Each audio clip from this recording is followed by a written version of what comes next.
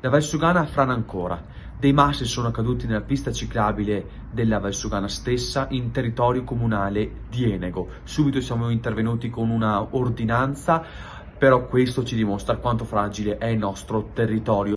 Non c'è pace per la Valsugana, un territorio fragile dopo il distacco del Masso che ha investito la ferrovia e la strada statale 47, la montagna in Val Brenta frana ancora.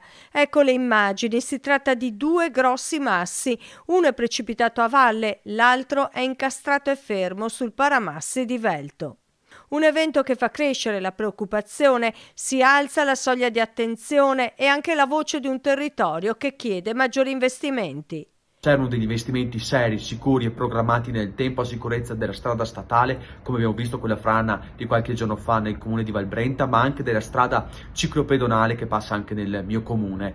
Il comune di Grigno, Val Brenta e Enego devono lavorare ora perché questa situazione possa migliorare. Questa è una via importante a livello economico, turistico, per quanto riguarda il turismo delle due ruote, per quanto riguarda il turismo delle persone che camminano. Servono investimenti perché nell'estate sono in tanti i commercianti che contano su questa importante via che ad oggi però nelle situazioni attuali di sicurezza purtroppo dobbiamo chiudere.